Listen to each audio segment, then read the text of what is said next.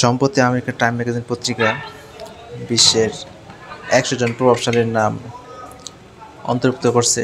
সেই তালিকার মধ্যে বাংলাদেশের প্রধান উপদেষ্টা ডক্টর ইউনূস এর নাম রয়েছে।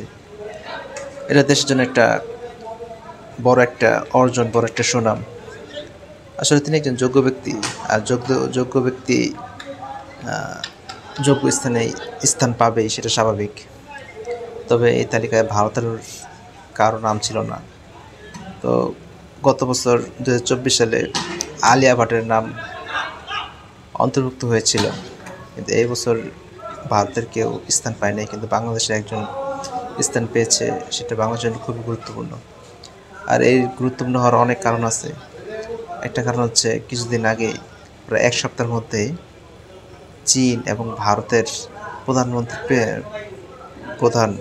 সরকার প্রধানের সাথে দেখা হয়েছে। এটা এমন ইতিহাস বাংলাদেশের কোনো নেতার নেই যে চীন এবং ভারতের মতো দুজন সরকার প্রধানের সাথে এক সপ্তাহের মধ্যে বৈঠক করছে। তারপর থাইল্যান্ডে গিয়ে সে থাইল্যান্ডের প্রধানমন্ত্রী এবং সে বিমস্টেকের চেয়ারম্যান পর্যন্ত নির্বাচিত হয়েছে। তো সব কিছু মিলিয়ে টাইম ম্যাগাজিন আমাদের প্রধান উপদেষ্টাকে নির্বাচিত করছে, তাতে আমরা খুবই আনন্দিত। আর রোহিঙ্গা ইস্যুটা ছিল বাংলাদেশের অন্যতম একটা মাথা ব্যথা। এই ইস্যুতে ইউরোপ এবং আমেরিকার মতো দেশের অনেক নেতাদের মাথা ঘামানোর দরকার হয়েছে।